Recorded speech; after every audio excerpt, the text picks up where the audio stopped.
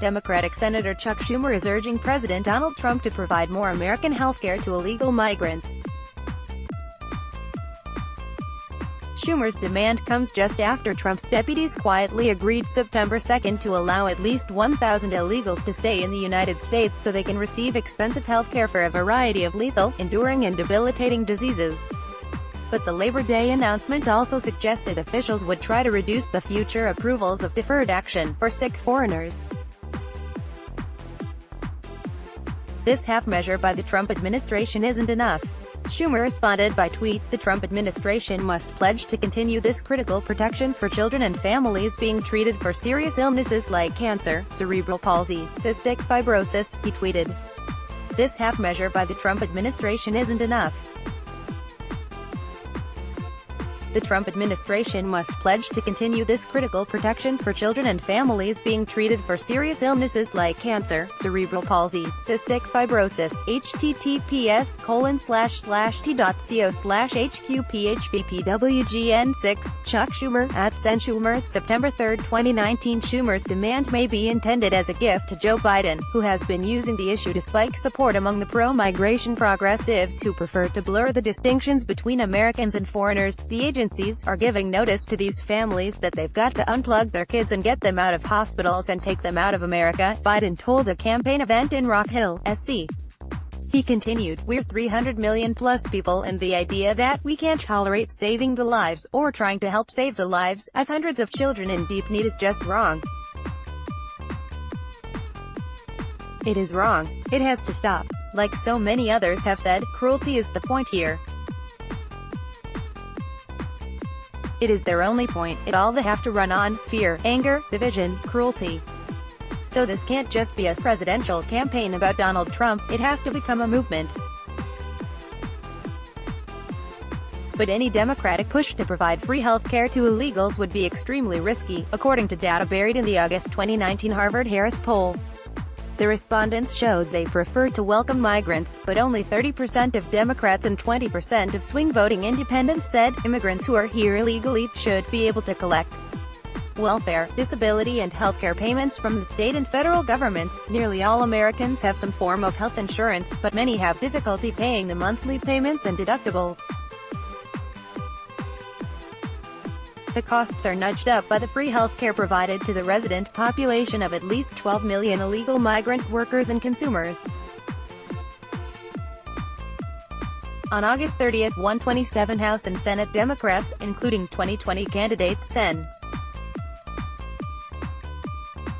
Liz Warren, sent a letter to Department of Homeland Security asking for more information about the deferred action approvals which allow illegals to stay for medical reasons. Individuals requesting deferred action from USCIS are among the most vulnerable.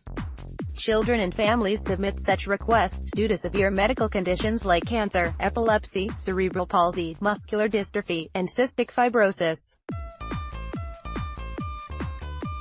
In many cases, these treatments are life-saving. On its face, this change represents another cruel action by the Trump administration to attack our most vulnerable immigrant neighbors.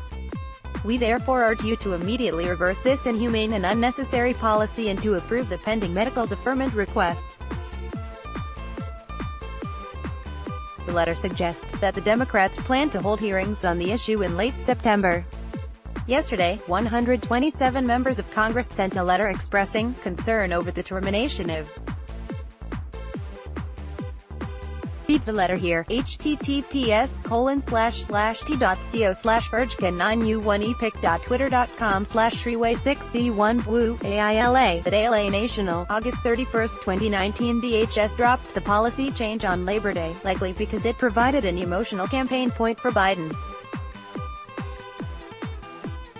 But the agency also implied it would narrow the future award of deferred action approvals. Today, U.S. citizenship.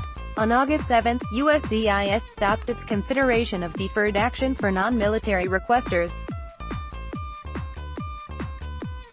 At that time, USCIS sent out letters informing those who had requested deferred action that USCIS was no longer entertaining such requests. Deferred action is a discretionary determination to defer the deportation of an individual who is illegally present in the United States as an act of prosecutorial discretion. On a case-by-case basis, those denied requests that were pending on August 7 did not have removal orders pending, and have not been targeted for deportation. While limiting USCIS's role in deferred action is appropriate, USCIS will complete the caseload that was pending on August 7. Trump's deputies reduce plan to curb the number of overstay illegals using U.S. healthcare after Joe Biden accused officials of cruelly wanting to unplug sick kids. It seems USCIS will grandfather existing patients but block future arrivals.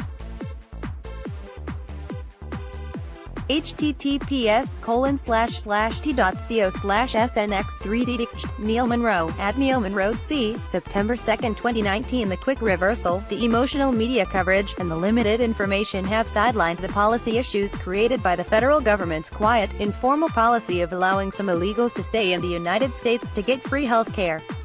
Current laws require hospitals to provide taxpayer-funded, life-saving care to arrivals, including illegals who overstay their visitor visas.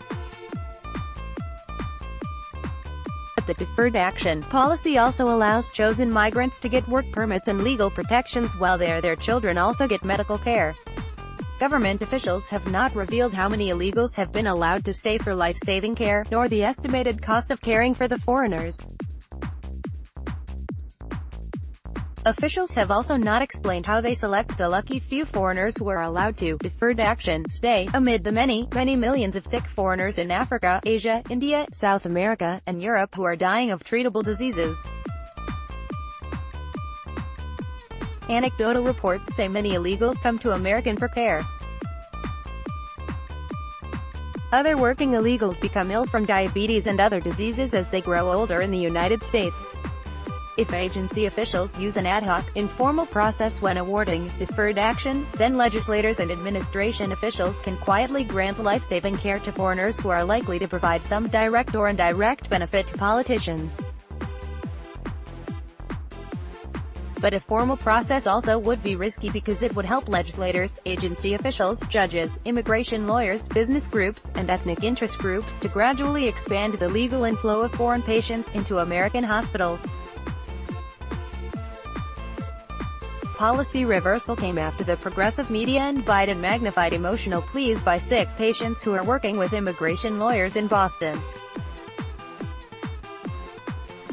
So-called health tourism is a growing problem in the United Kingdom where sick people can enroll themselves in British hospitals to receive taxpayer-funded care once they get past customs officials. Breitbart News reported in June, health tourism is believed to cost British taxpayers between £200 million and £2 billion every year.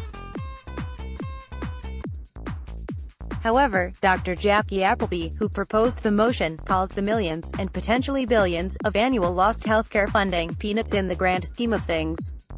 Dr. Durid Syed Ali, who opposed the motion, approving healthcare for foreigners, warned that accepting this motion is sending the wrong message to the world, inviting everyone to free healthcare, while opponent Dr. George Ray said, the message coming from the BMAS, get on the plane, get on the boat because you will get treatment on the NHS for nothing. In California, Democrats have pushed for rules allowing illegal migrants to receive free taxpayer care. In June, Breitbart News reported, the Democrat-dominated legislature of California has approved a plan to spend $213 billion in state and federal tax dollars on free health care for illegal immigrants. The new plan would allow low-income illegals making about $17,000 a year between 19 and 25 years of age to join California's Medicaid program, co-reported. Democrats estimate that at least 90,000 illegal aliens would immediately qualify for the benefits at the cost of $98 million a year. The new plan also makes California the first U.S. state to give illegals free health care.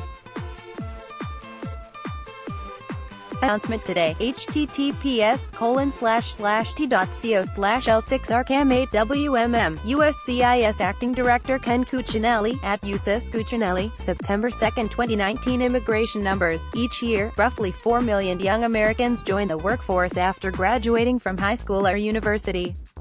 This total includes about 800,000 Americans who graduate with skilled degrees in business or healthcare, engineering or science, software, or statistics.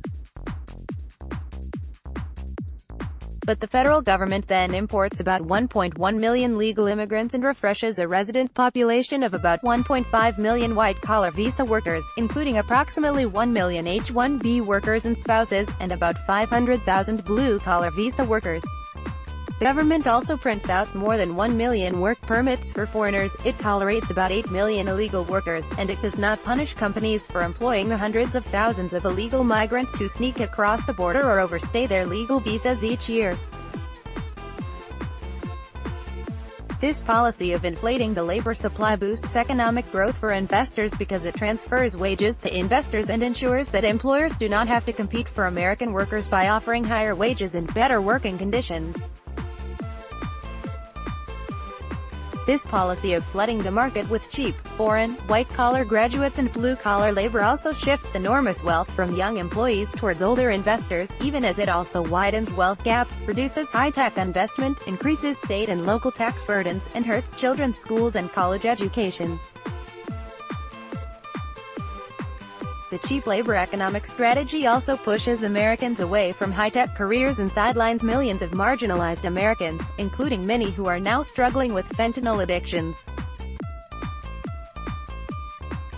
The labor policy also moves business investment and wealth from the heartland to the coastal cities, explodes rents and housing costs, undermines suburbia, shrivels real estate values in the Midwest, and rewards investors for creating low-tech, labor-intensive workplaces. Let's block ads. Why?